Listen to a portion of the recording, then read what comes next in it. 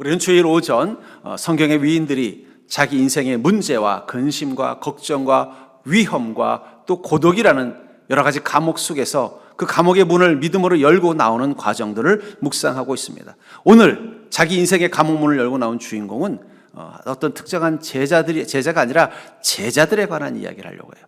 예수님의 제자들이 자기 인생의 감옥이 있었다면 무엇일까? 저는 그것을 타인의 시선이라고 말하고 싶어요. 여러분, 타인의 시선도 우리 인생의 중요한 감옥문 중에 하나입니다. 여러분들 중에는 어릴 적에 별명을 가진 분들이 계시죠? 저도 몇 개의 별명이 있습니다만, 근데 어릴 적 그 별명들은 대부분 좋은 의미가 아니에요.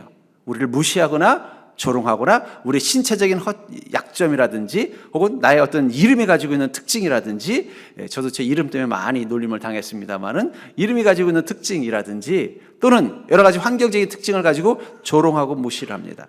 그래도 우리가 성장해서 이제 어른이 돼서 사회적으로 좀 지위도 있고 또 뭔가 사회적으로 좀 존중받고 또 점잖은 이미지를 가지고 있다가도 그 별명을 아는 친구 앞에서 그 별명이 불려지는 순간 어떤 모습으로 다시 전락해요? 옛날에 그때 내 그 찌질하는 모습으로 가가지고 나도 모르게 기가 팍 죽어버리게 된다는 거예요. 야, 아무개, 뭐 개똥이. 그럼 갑자기 내가 개똥이가 돼버린다는 거예요. 평소 때는 아이고 선생님 소리 듣던 사람이 그 별명을 아는 친구 앞에서 야, 개똥이. 그러면 그 순간 나도 모르게 개똥이로 돌아가는 것으로 봐서는 이 타인의 시선이라는 게 얼마나 중요한가를 깨닫게 됩니다.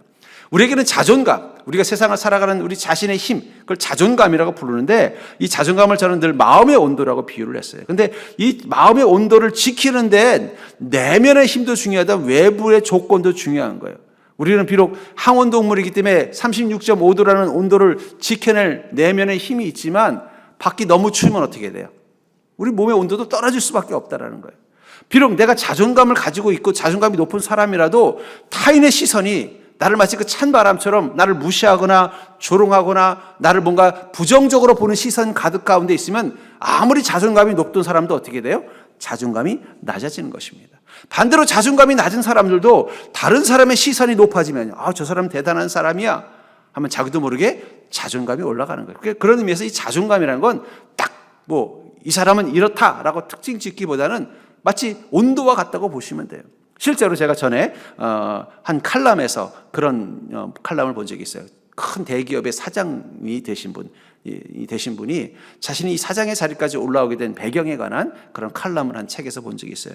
이분은 물론 이제 벌써 20-30년 전이겠습니다만은 어떻게 지방에 막 신생 대학을 졸업해서 한 기업에 취직을 했어요. 근데 이 기업은 좀 유명하고 잘 나가는 기업이라 좀 서울의 인류대 출신 아니면 못 들어간다고 생각했던 그런 기업인 거예요. 실제로 거기 사원들은 대부분 다 이 스카이 출신들이 많은 겁니다. 근데 갑자기 지방에 생긴 지도 얼마 안 된 그런 어떻게 보면 좀 이제 소위 좀 신생 아주 좀 별 볼 일 없는 그 대학 출신이 이 회사에 합격을 했으니까 사람들이 술렁거리기 시작한 거예요. 아니, 이 이름도 들어보지도 못한 지방대 출신이 어떻게 합격을 했지? 근데 마침 그 사람의 이름이 이 사장님과 성씨가 같은 거예요.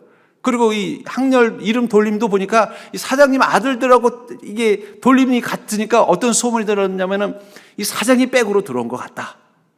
신입사원인데 사실은 만약에 그가 가지고 있는 조건으로 보면 이런 사람이 요즘 젊은 애들이 그런다고 그러더라고요. 지잡대. 그래서 이런 애가 우리 회사에 들어와서 이러면서 무시를 당할 수 있는 그런 여건인데 어떤 소문이 들었냐면은 사장님 백으로 들어왔나 보다. 그러니까 어떻게 돼요? 다들 조심조심하는 거예요. 과장님도 아무개 사원 하면은 되게 조심스럽게 대해주고 함부로 못 대하고요. 또 어떤 제안이 있으면은요, 그 사람 말을 들어주고 존중을 해주는 거예요. 그러니까 자기가 처음에는 내가 이런 대기업 또 이런 어떤 좀 소위 말하는 인류대 출신들 밑에서 내가 견뎌낼 수 있을까 이런 생각을 했는데 사람들이 잘 대해주는 거예요. 이유가 보니까 소문에 무슨 소문이 있는 거예요? 사장님 백으로 들어왔다고 소문이 나고 또 이름 때문에 아마 사장님 조카쯤 되나 보다 이런 소문이 나는 거예요. 근데 그 소문이 하필이면 사장님 귀에도 들어간 거예요. 그러니까 사장님 기분이 나빠가지고 그 사원을 불렀대요. 자네, 내가 들어보니까 소문에 자네가 사장님 백으로 들어왔다고 말한다며 그런 거예요. 그래서 그 사원이 당황하겠지만 아니요, 저는 그런 말 한 적은 없습니다만 제 이름 때문에 그런 소문이 든 것 같습니다. 하지만 저는 분명히 사장님 백으로 들어왔습니다. 그랬다는 거예요. 그래서 깜짝 놀라면서 내가 언제 자네를 내 백으로 불러드렸나 그랬더니 사장님이 저를 뽑지 않으셨습니까? 사장님이 저를 뽑으셨으니 사장님 백으로 들어온 거지요? 라고 말했다는 거예요. 그 말을 듣고 사장님이 껄껄껄 웃으면서 그렇지, 내가 자네를 채용했으니 내 백으로 들어온 거지. 그리고 이름도 어떻다고 했어요? 자기 아들하고 이름이 비슷하고 학렬이 비슷하니까 그 다음부터는 농담 삼아서 어이 조카 이리 와봐 그랬다는 거예요. 그랬더니 사원들이 사장님이 그 말을 해버리니까 실제로 믿어버린 거예요. 그러니까 그가 하는 일에 대해서는 어떻게 돼요? 한 수 접어주는, 아니 사장님 조카인데 배려해줘야지, 아니 사장님 조카인데 좀 들어줘야지. 그 바람에 더 승승장구해가지고 어떻게 돼요? 나중에는 그 회사의 사장님이 됐다라는 일화를 한 칼럼에서 보면서 타인의 시선이 정말 중요하구나. 만약에 그 사원이 갔는데 아이고 뭐 이름도 못 든 지방대 출신이라며, 아이 공부 어떻게 그런 사람이 우리 이 대기업에 들어왔어? 하면서 뭔가 경멸하고 무시하고 또 뭔가 이 학벌에서 밀린다는 것 때문에 뭘 일을 하더라도 아이고 일이나 제대로 하겠어 하는 시선이었다면 어쩌면 그가 그곳에서 끝까지 뭐 사장님은 둘째치고 견디지도 못했을 거예요. 그런 의미에서 타인의 시선은 사실은 우리 삶을 사는데 우리 자존감과 우리가 어떻게 살아가는지 되게 중요한 것입니다. 그런데 어느 날 갑자기 이 본문에 보면은 이 예수님의 제자들에게 주님께서 이런 질문을 던지는 거예요. 너희는 나를 누구라 하느냐? 왜 주님께서는 그 질문을 하셨을까요? 예수님도 타인의 시선이 중요해서 그랬을까요? 저는 거기에 대화의 목적이 있지 않다고 생각해요. 그 질문 앞에서 이 14절에 보니까 이르되 더러는 침례 요한, 더러는 엘리야, 어떠는 예레미야나 선지자 중에 하나라 하나이다 하면서 더러는 이라고 말하고 있지만 이 더러는 예수님의 제자들입니다. 자신들이 예수님을 그렇게 생각한 거예요. 비록 예수님을 따라다니고 있지만 예수님을 누구라고 생각한 거예요? 선지자 중에 하나, 침례 요한과 같은 분, 엘리야 중에 하나, 그렇게만 생각하고 있었다라는 거예요. 근데 유일하게 베드로는 뭐라고 고백합니까? 주는 그리스도시요 살아계신 하나님의 아들이십니다. 아니요, 저는 예수님을 그렇게 생각하지 않습니다. 저는 예수님을 그리스도, 나를 구원하시는 주님이시요 하나님의 아들, 성자 하나님이라고 믿습니다. 이 순간 이 다른 제자들과 이 베드로의 차이점이 뭘까요? 다른 제자들에게들은 선지자의 제자일 뿐이고 베드로는요 하나님의 제자가 된 것입니다. 주님은 그걸 기대한 거예요. 너희들은 나를 어떻게 보느냐? 그리고 그 속에서 베드로만이 저는 하나님의 제자입니다라는 마음을 가지고 주는 그리스도시요 살아계신 하나님의 아들이십니다라고 고백하는 순간 주님은 또 뭐라고 말씀하세요? 나는 그럼 너희를 누구라고 생각할 것 같니? 베드로, 내 눈에 너는 반석이다. 그 말씀을 하신 거예요. 너는 이제부터 세상이 너를 누구라고 보느냐? 아마 세상은 너희들을 누구라고 보겠니? 아마 어쩌면 이 더러는이라고 말했던 이 제자들에게 세상은 그 엘리야의 제자, 그냥 선지자의 제자, 또는 침례 요한 같은 존재의 제자라고 생각하겠지만 베드로, 너는 하나님의 제자, 바로 반석과 같은 존재야 라고 말하고 있다는 것입니다. 저는 그러면서 예수님께서는 뭐라고 말씀하시는 거예요? 모든 제자들, 모든 그리스도인들에게 나는 너희를 반석이라고 부르고 싶다라고 말씀하고 있다는 것입니다. 전 그러면서 이 베드로라는 이 호칭은 예수님의 그 많은 제자 중에 한 명이 아니라 모든 그리스도인을 향한 하나님의 시선이라고 생각해요. 그러면서 그리스도인은 누구의 시선 가운데서 자신을 바라보는 거예요?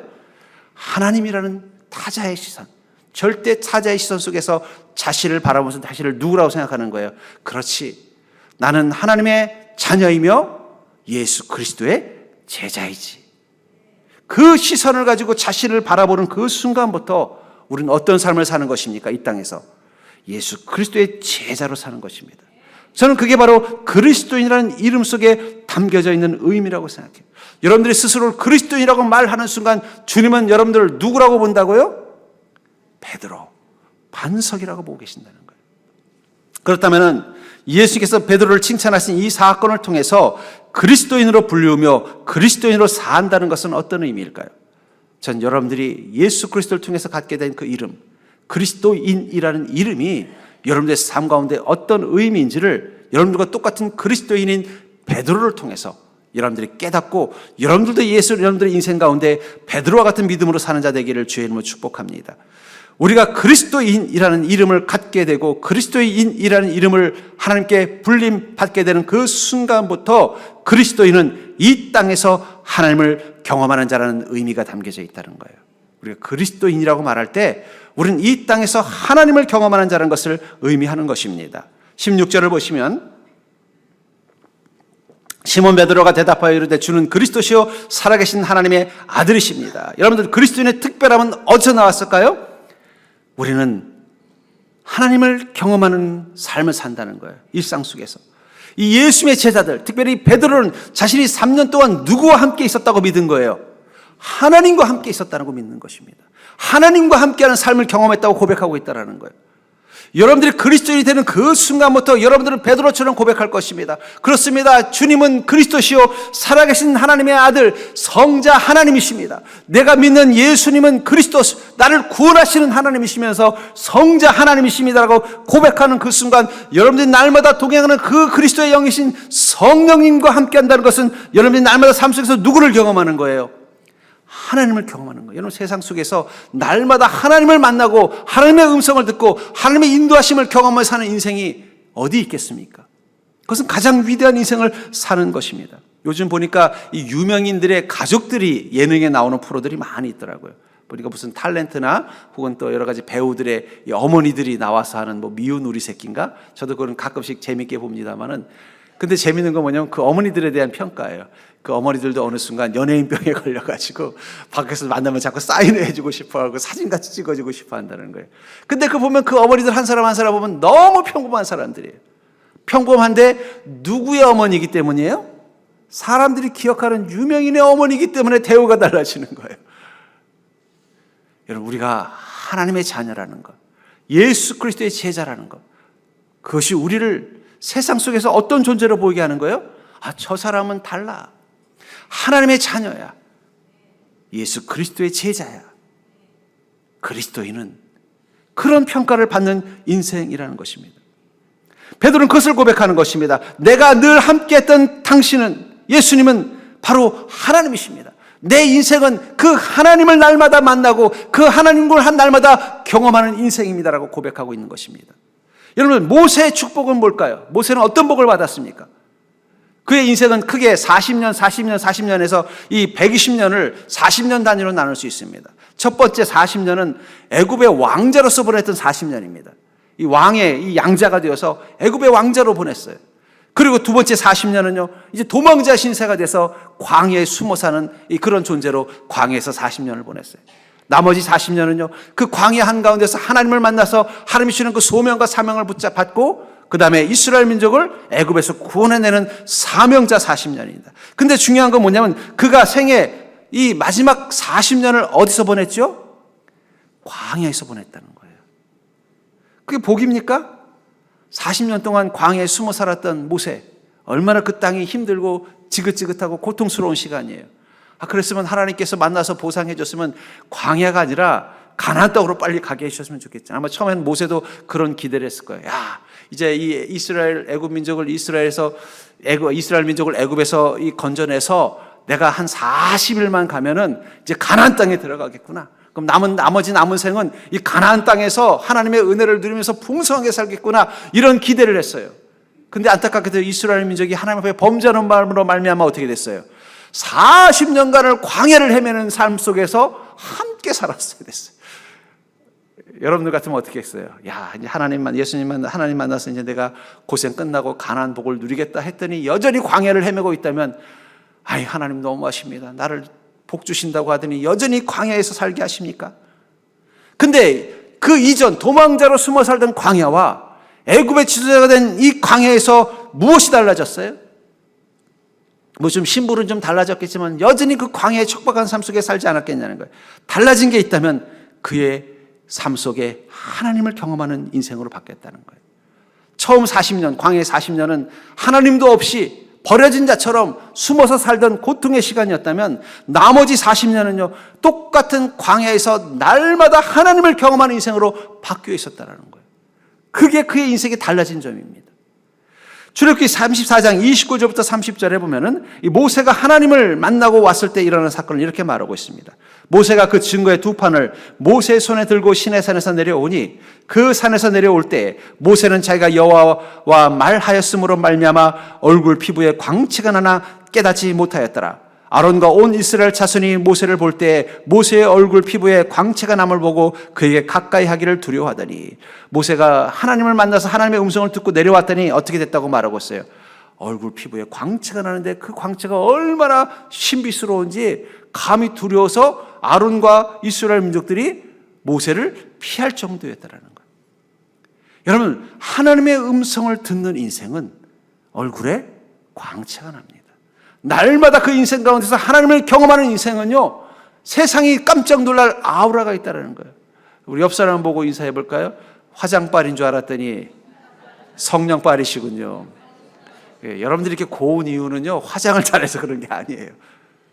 날마다 하나님을 광야 한가운데서 경험하기 때문이라는 거예요. 모세가 이미 이스라엘의 지도자가 됐다고 해서 광야 생활이 녹록했겠습니까? 매일매일 그 척박한 땅, 흙먼지를 뒤집어 써야 되고 뜨거운 때아피 속에서 40년을 헤맸으면은, 여러분 40년간 뜨거운 때아피에서 흙먼지 뒤집어 쓰고 씻기도 제대로 힘든 곳에서 40년 살았으면 얼마나 꼬질꼬질하겠어요. 거기다 나이도 120세면요 얼마나 초라해 보이겠어요. 근데 사람들 눈에 어떻게 보였다는 거예요? 너무 광채가 나서 감히 범접을 못하는 거예요. 여러분, 그러니까 그리스도인들은 다 귀티가 나게 돼 있어요. 여러분들 앞에 있는 제가 이렇게 귀티가 나는 게 저희 집안이 부잣집 집안이라서 귀티가 나는 게 아닙니다. 저희 집이 너무 가난한 집안이었어요. 근데 무슨 발이라고요? 성령발. 날마다 내 삶 가운데 비록 내가 처한 환경은 광야예요. 문제들이 얼마나 많은지 몰라요. 나를 힘들게 하루하루 살아가는 게 무겁고 힘든 그 광야의 시간이라는 거예요. 근데 중요한 건 거기 누구와 함께 있는 것입니까? 날마다 하나님을 경험한다는 거예요. 이 모세의 축복은 그거예요. 하나님이 모세를 사랑하셔서 복을 주셨습니다. 그 복은 가나안 땅 같은 곳, 애굽처럼 편안한 곳이 아니라 비록 광야지만 그곳에서 누구를 경험하는 거예요? 날마다 하나님을 경험하니까 그가 광야에 있는 사람처럼 보이지 않고 저 애굽의 왕궁에 있는 사람처럼, 아니 그 사람들보다 더 멋진 곳에 있는 사람처럼 얼굴에 광채가 나더라는 거예요. 여러분, 그리스도인은 그런 인생을 사는 것입니다. 여러분들, 그리스도인은 여러분들의 인생 가운데 하나님을 경험하는 순간 여러분들의 눈에는 보이지는 않지만 사람들의 눈에 무엇이 보이는 거예요? 저 사람은 뭔가 달라. 여러분, 그리스도인들은 고생한 티가 안 나게 돼 있어요. 왜냐하면 우리는 날마다 우리 인생의 그 광야에서 누구를 만나기 때문이에요? 하나님을 만나기 때문에. 하나님을 만나면 우리 안에 그 하나님을 만난 자의 그 빛과 흔적이 나타난다는 거예요. 여러분들, 한 주도 여러분들 기대하시기 바랍니다. 그 광야에서 모세처럼 하나님을 만난 흔적이 내 영혼에 묻어날 시간이라는 그 기대를 갖자라는 거예요. 우리는 또 광야를 가야 할 것입니다. 모세처럼. 그러나 다르다는 거예요. 우리의 연약함 가지고 우리의 그 힘들고 어려운 상황 속에서 살아가는 것이 아니라 하나님을 날마다 경험하는 시간을 누리기 위해서 또 한 주를 세상 가운데 나간다는 거예요. 그렇기 때문에 전 여러분들이 이 땅에서 하나님을 경험하는 그 그리스도인이라는 사실을 기억하시고 또 한 주도 내가 어떻게 하나님을 내 삶 속에서 경험할 것인가, 그것을 기대하는 믿음으로 한 주를 맞이하는 자가 되기를 주의 이름으로 간절히 축복합니다. 그렇죠. 광야는 힘든 곳이죠. 모세도 하나님의 은혜를 누렸지만 하루하루 해결될 얼마나 많은 문제들이 있었어요. 불순종하는 이스라엘 민족들, 또 그들의 길을 막는 아말렉과 같은 적들, 문제들. 하지만 그 속에서 모세는 그 광야를 본 게 아니라 오늘도 또 내일도 나를 만나주시고 내게 음성 들려주실 그 주님을 소망하면서 그 기대로 하루하루 살아가다 보니까 그 광야의 40년이 고통의 시간이 아니라 하나님을 경험하는 기쁨으로 가득 찬 시간으로 바뀌었다는 거예요. 저는 그러면서 그리스도인이 어떻게 고난을 그렇게 잘 이겨낼 수 있느냐? 우리가 마음의 힘이 세서 그런 게 아닙니다. 우리가 하도 인생의 산전수전 다 겪어서 이제는 노련해서 그런 게 아니라 우리는 그 고난한 가운데서 날마다 누구를 만나요? 하나님을 만나기 때문에. 하나님의 음성을 듣고 하나님의 도우심의 손길을 경험하고 하나님의 예비하심을 보기 때문에 그것이 우리 마음 가운데 희열이 되고 기쁨이 되기 때문에 얼굴이 환한 것입니다. 다음 주에는 오늘보다 더 환한 성령발로 돌아오는 걸음 되기를 주의 이름으로 축복합니다. 두 번째로, 그리스도인으로 불리우며 그리스도인으로 산다는 것의 의미는 하나님을 날마다 경험하는 그 인생, 베드로 같은 인생을 사는 그 인생은 이 땅과 하늘이 하나인 것을 경험하는 자가 된다는 것입니다. 이 땅과 저 천국이 하나인 것을 경험하는 게 바로 그리스도인의 축복이라는 거예요. 19절을 보시면, 내가 천국 열쇠를 내게 주리니 내가 땅에서 무엇인지 매면 하늘에서도 매일 것이요 내가 땅에서 무엇인지 풀면 하늘에서도 풀리리라 하시고, 예수님께서 이 베드로, 주는 그리스도시요 살아계신 하나님의 아들이라고 고백한 그 고백을 들으시고 그를 베드로 반석이라고 부르시면서 또 뭐라고 말씀하셨어요? 천국의 열쇠를 너에게 주겠다. 그 천국의 열쇠는 어떤 기능을 하는 것입니까? 땅에서 풀면 하늘에서도 풀리고 땅에서도 매면 하늘에서도 맨다는 거예요. 이게 무슨 뜻일까요? 모든 그리스도인들, 예수 그리스도를 주는 그리스도시요 살아계신 하나님의 아들 성자 예수 하나님이십니다라고 고백한 그 순간부터 주님은 모든 그리스도인들을 베드로처럼 천국의 열쇠를 주시면서 이렇게 말씀하시는 거야. 받아. 너 이걸 가지면은 땅에서 매이면 하늘에서도 풀릴 것이고 땅에서 풀면 하늘에서도 풀릴 것이고 땅에서 매면 하늘에서도 매일 것이고 땅에서 풀면 하늘에서도 풀릴 거야. 이게 무슨 뜻이냐는 거예요. 이 땅에 왜 고통이 많습니까? 이 땅은 왜 이렇게 척박합니까? 그것은 창세기 3장 17절부터 18절에 보면은 아담에게 이르시되 내가 내 아내의 말을 듣고 내가 네게 먹지 말라 한 나무의 열매를 먹었은즉 땅은 너로 말미암아 저주를 받고 너는 내 평생에 수고하여 그 소산을 먹으리라. 땅이 네게 가시덤불과 엉겅퀴를 낼 것이라. 내가 먹을 것은 밭의 채소인즉. 아담과 하와가 범죄한 이후 우리가 사는 이 땅은 어떤 곳이라고 말하고 있어요? 저주받은 땅이라는 거예요. 곡식을 기대하고 열매를 기대하는데 가시덤불과 엉겅퀴를 내는 땅. 우리가 수고해서 거둬들이는 게 늘 부족하고 우리의 수고가 늘 실망감으로 끝나게 만드는 게 이 땅의 법칙이라는 걸 꼭 기억하시기 바랍니다. 그러니까 여러분들 이 땅 살면서 왜 이렇게 내가 애를 쓰는데도 안 되느냐? 뭐 사람 잘못 만나서 시대 잘못 만나서 그런 게 아니라 이 땅이 가지고 있는 저주 속에 있기 때문이라는 거예요. 아무리 더 좋은 복지와 아무리 더 좋은 시스템을 갖춘 시대가 돼도 여전히 우리는 우리 인생에 이 엉겅퀴와 가시덤불을 경험할 거예요. 그 저주이기 때문이에요. 인간의 범죄함에 대한 저주예요. 그런데 그런 땅 가운데서 우리는 어떻게 그래도 감사하며 기뻐하며 살 수 있을까요? 바로 우리는 천국의 열쇠를 가지고 있기 때문이에요. 그럼 천국의 열쇠가 어떤 기능이냐? 제가 거기에 대한 비유를 생각하다가 아주 재미있는 어떤 걸 봤어요. 그러면 이 역사에 관한 이 프로그램을 보다가 이 중국의 명나라의 영락제라는 황제가 있었는데 원래 그 당시 때 명나라의 수도는 이 남경이라고 해서 이 양쯔강 유역에 있었답니다. 근데 양쯔강 유역은 워낙 이 땅 날씨도 좋고 비도 풍성하기 때문에 농사가 잘 돼서 곡식이 많은 거예요. 그러니까 그런 땅에 살다 보니까 거기는 늘 식량의 부족함이 없는 거예요.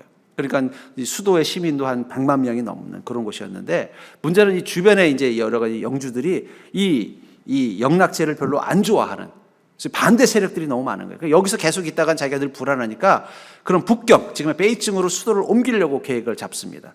근데 문제는 이 북경은 좀 북쪽이고 좀 척박한 땅이다 보니까 이게 식량을 100만 명이나 넘는 이 시민들의 식량을 공급할 만한 곳이 아닌 거예요.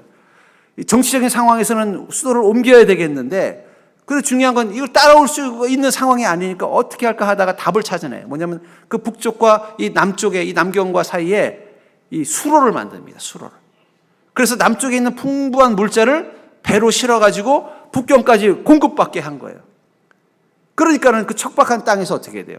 수도를 정하고 거기에 이 100만 명이 넘는 수도 시민들이 살아도 부족함이 없는 거예요. 그 비결이 뭐라는 거예요?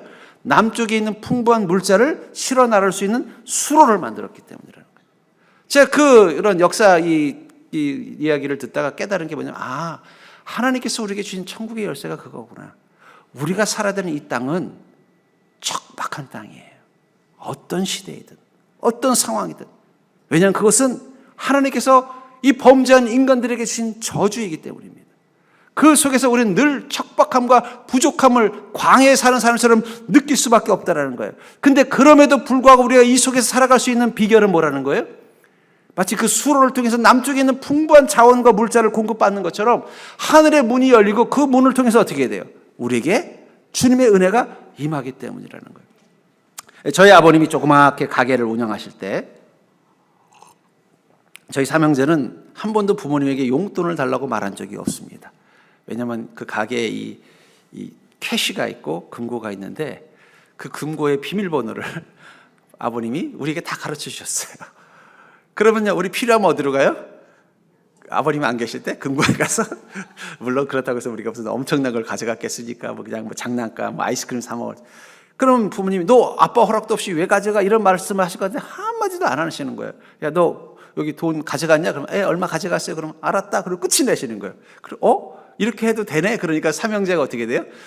한 번도 부모님께 돈 달라고 말하지 않고 가가지고 금고에 가서 비밀번호를, 부모님이 그 비밀번호를 가르쳐 준 얘기는 뭐예요? 그걸 가져가도 써도 된다는 조건이니까 어떻게 해야 돼요? 가서 누르고 필요하면 가져가서 쓰는 거예요. 그러니까 한 번도 용돈이 부족해 본 적이 없어요. 부모님께 용돈을 받아본 적은 없지만 용돈이 부족해 본 적은 없습니다. 왜 그렇습니까? 금고의 비밀번호를 알기 때문이라는 거예요. 그걸 허락받았기 때문에. 부모님이 허락했으니까 했겠죠. 만약에 부모님이 이런 안 되겠다 하면 어떻게 했겠어요? 비밀번호를 바꾸시든지 아니면 뭐 열쇠를 잠궈버리시든지 했겠죠. 근데 그렇게 하지 않았던 이유는 뭐예요?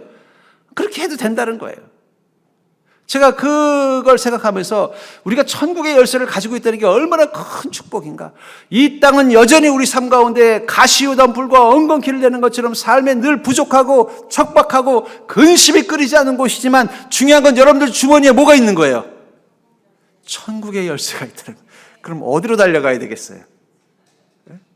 갑자기 지나가는데 맛있는 새로운 과자가 나온 거예요. 먹고 싶은 거예요. 우리 삼남매가. 야, 그거 좀 먹고 싶다. 근데 주머니는 한 분도 없어요. 그러면 어디로 달려갈까요? 제가 안 가고 막내를 시키면, 야, 너 가라. 그럼 가가지고 금고에 가서, 아빠, 나 이거 좀 가져갈게요. 그럼 쑥 가져가는 거예요. 그럼 가서 우리 또 슈퍼에 가서 맛있는 과자를 먹는 것입니다. 하나님께서 여러분들에게 천국의 열쇠를 주셨다는 건 이 척박한 땅 가운데서도 무엇을 공급받게 하시기 위해서라는 거예요? 하나님의 복을 공급받는 인생이 되게 하시기 위해서라는 거예요. 그럼 여러분들의 인생에 문제가 있을 때마다 어디로 달려가야 돼요? 아버지의 금고로 달려가셔야죠. 열쇠를 가지고 아버지 금고로 달려가는 거예요. 광야에 있던 이스라엘 민족이 그 척박한 땅에서 어떻게 40년을 버텼겠습니까? 그 속에서 그래도 하나님께 감사하면서 그 믿음을 점점 더 키워나가면서 주님 안에서 온전한 하나님의 백성으로 성장해 나갈 수 있었던 비결은 그들이 그곳에서 만나와 메추라기를 경험했기 때문에 하나님께서 어떻게 하신 거예요? 천국의 그 창고의 문을 열어주신 거예요. 광야지만, 먹을 것 하나 구할 수 없는 광야지만 200만 명이 넘는 이 이스라엘 민족이 먹을 수 있는 만나를 매일매일 그 창고의 문을 열어서 공급해 주시는 거예요. 만나만 먹고 탄수화물만 가지고는 안 된다니까 또 단백질 주시려고 또 저녁 때는 또 메추라기를 매일매일 공급해 주시는 거예요. 또 반석에서는 어떻게 해요? 물을 보내주신 것입니다. 이 만나와 메추라기, 이 반석의 물은 다 메이드 인 헤븐이에요. 천국에서 만들어서 공급되어졌다는 거예요. 그런 의미에서 여러분, 우리가 믿음으로 산다는 것은요, 이 척박한 땅 속에서 하늘의 보화를 공급받고 사는 것입니다. 그것을 위해서 하나님 우리에게 무엇을 주셨다고요? 천국의 열쇠를 주셨다는 거예요. 그걸 가지고 뭐라고 말씀하시는가? 여기서 부족하면 하늘 문 열어서 갖다 써라. 그게 바로 땅에서 매이면 하늘에서도 매일 것이요, 땅에서 풀면 하늘에서 풀려. 근데 열쇠만 가지고 나 열쇠 있어. 그리고 여전히 이 척박한 땅에서 이거 어디 가서 구하나 하면서 이 땅만 바라보고 있으면 어디 가서 구하겠어요? 믿음은 뭘 말하는 거예요? 이 척박한 땅에서 믿음이라는 열쇠를 들고 하늘을 향해 고개를 드는 것입니다. 저 하늘의 금고가 열릴 수 있도록 달려가는 것이 믿음이라고 생각해요. 그렇기 때문에 여러분, 우리가 믿음으로 산다는 것은 하늘의 보화를 공급받고 그 은혜의 풍성함을 누리는 삶을 사는 것입니다. 그 순간 이 땅과 하늘은 둘이 아니에요. 하나예요. 우리에겐 하나예요. 왜냐하면 문을 통해서 저 하늘의 은혜와 그 기쁨을 누릴 수 있기 때문입니다. 그러면 어떻게 하면 우리가 그런 삶을 살 수 있어요? 열왕기상 18장 42절부터 44절에 보면은 이 3년간 대기근이 왔던 이 이스라엘 땅에 이제 하나님께 제사를 드립니다. 엘리야가. 그리고 나서 엘리야가 아합에게 이렇게 말해요. 이제 곧 비가 올 거니까 빨리 피하십시오. 말하고는 하나님께 무릎 꿇고 기도합니다. 기도하면서 자기 제자에게 이렇게 말해요. 야, 너 저 북쪽을 바다 쪽을 한번 바라봐라. 뭐가 있니? 그랬더니 아니요, 뭐 그냥 쨍쨍하는 햇살에다가 쨍쨍 마른 하늘밖에 없습니다. 또 가서 봐라 하면서 계속 기도를 하는 거예요.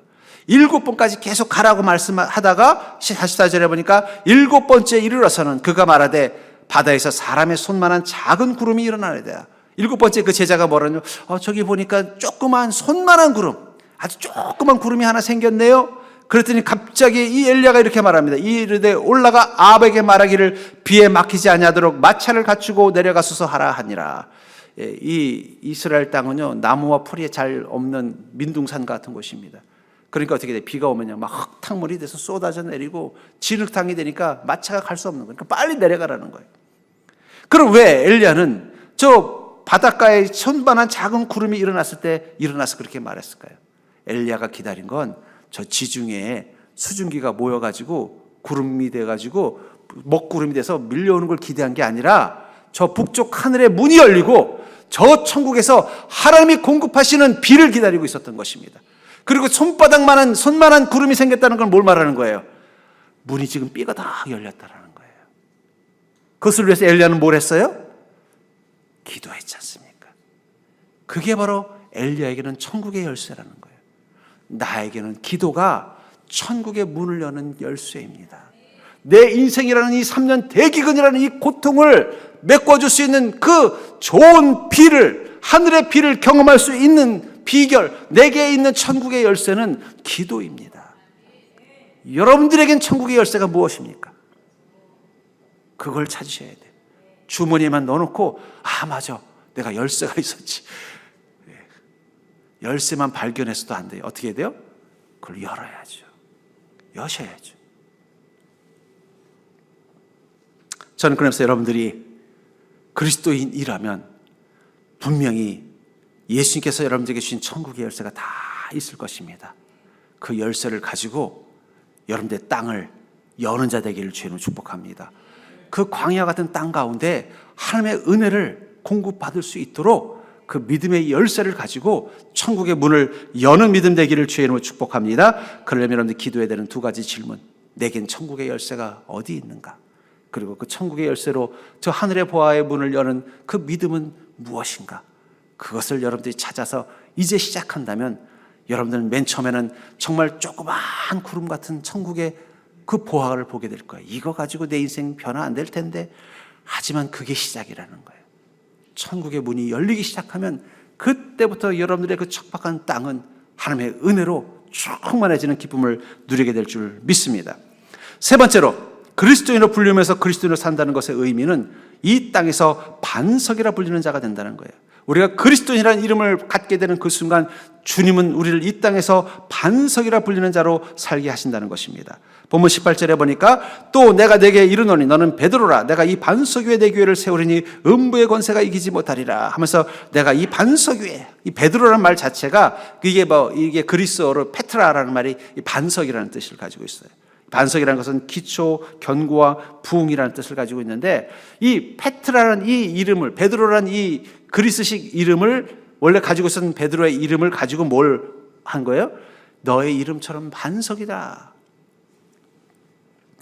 결국은 이 반석이 어떤 것이냐? 창세기 105장 39절부터 42절에 보니까 여호와께서는 낮에는 구름을 펴사 덮개를 삼으시고 밤에는 불로 밝히셨으며 그들이 구한 메추라기를 가져오시고 또 하늘의 양식으로 그들을 만족하게 하셨도다.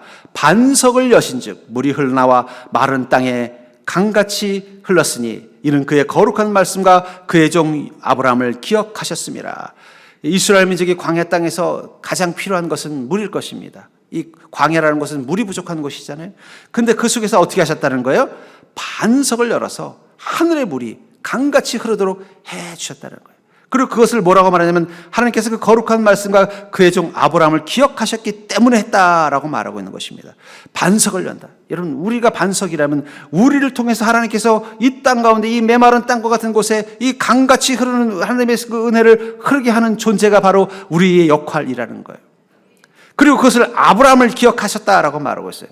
창세기 12장 2절부터 3절에 보면은 하나님이 기억하는 아브라함, 이스라엘 민족이 기억하는 아브라함은 어떤 삶입니까?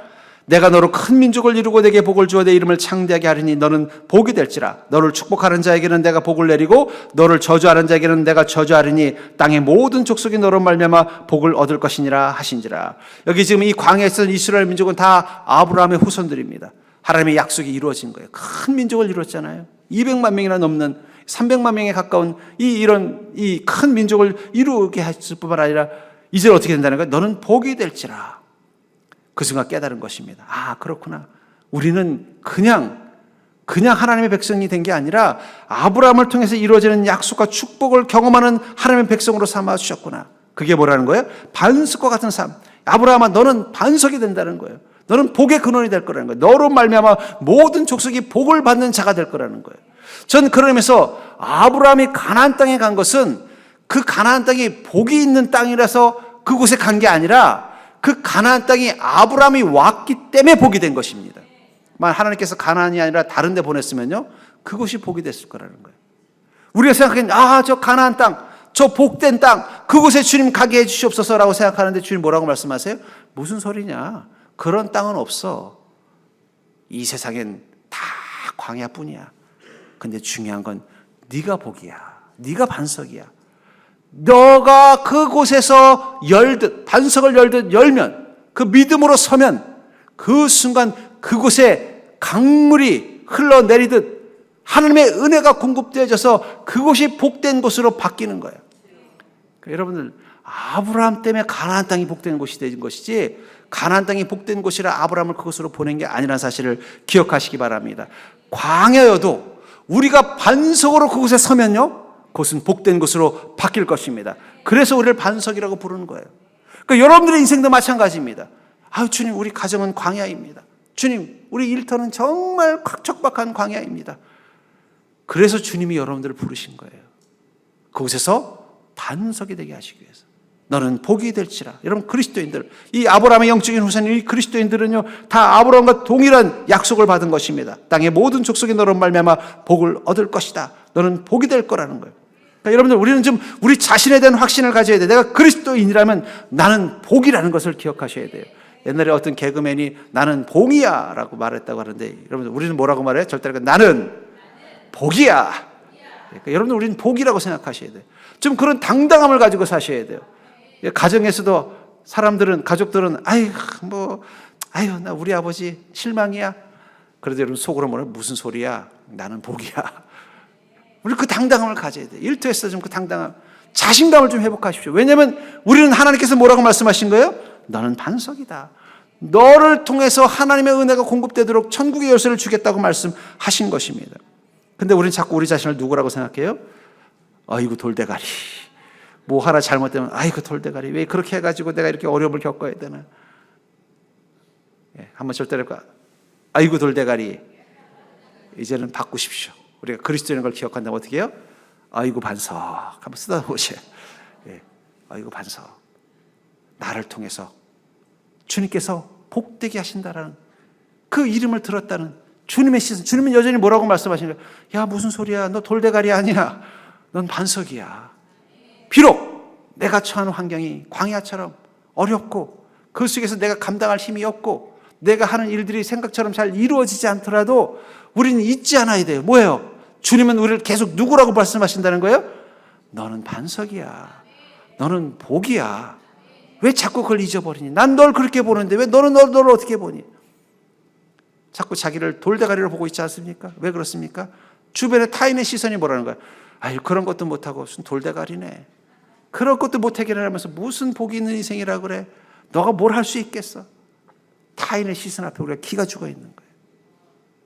우리 눈을 들어서 세상의 시선이 아니라 나를 바라보시는 주님의 시선, 베드로를 바라보시는 그 주님의 시선을 여러분들이 볼 수 있는 자 되기를 주의로 축복합니다. 주님은 지금도 여전히 우리를 뭐라고 말씀하신다는 거예요? 너는 반석이야. 너는 복이야. 그 사실을 깨닫는다면 우리는 우리가 사는 그곳에서 반석처럼 살아야 돼요. 예수님의 제자들이 그것을 깨달은 것입니다. 그렇구나. 내가 3년간 함께했던 예수님은 그냥 선지자 엘리야 중에 하나가 아니라 바로 우리를 구원하시는 구원의 하나님, 그리고 이 땅 가운데 오신 살아계신 성자 하나님이셨구나. 내가 그분의 제자가 되었구나. 그리고 그분이 나를 반석이라고 말씀하셨구나. 그 다음부터 제자들은 세상 가운데 반석처럼 산 것입니다. 복의 근원처럼 산 것입니다. 천국의 열쇠를 가진 자처럼 산 거예요. 그리고 필요할 때마다 천국 문에 그 금고의 문을 열는 것입니다. 안진뱅이를 이렇게 세울 때도 베드로는 뭐라고 말씀했어요? 나는 나사렛 예수 이름으로, 내가 가진 것은 오직 예수 그리스도의 이름뿐이니 나사렛 예수 그리스도의 이름으로 일어나 걸어라 하는 그 순간 어떤 일이 난 거예요? 천국 문이 열리고 하나님의 은혜가 그 안진뱅이 가운데 임하니까 그의 병이 나은 것입니다. 그러니까 여러분들은 열쇠를 가지고 있다는 거예요. 내 손에 아무것도 없다고 생각하지 마십시오. 열쇠가 있다는 거예요. 천국 열쇠. 그걸 열기만 하면 되는 거예요. 여는 믿음만 가지고 살면 된다는 거예요.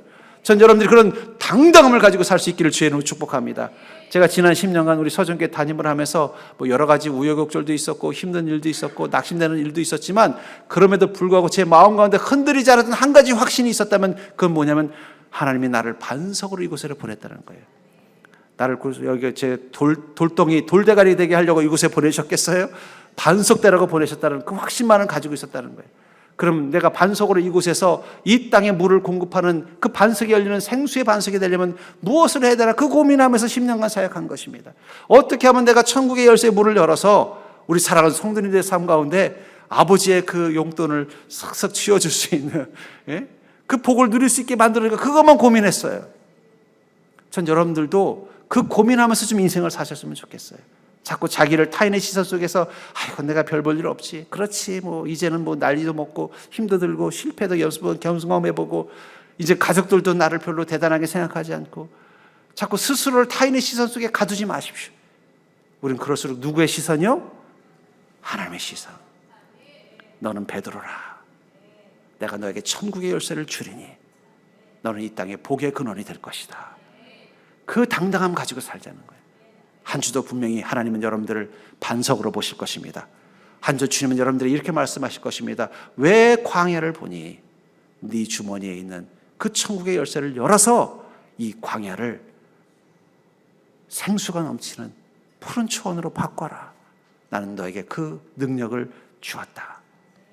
전 여러분들이 세상의 평가 속에서만 보던 자신을 좀 지워버리고 하나님께서 말씀하시는 나로만 사는 그런 한 주가 되기를 주의 이름으로 간절히 축원합니다.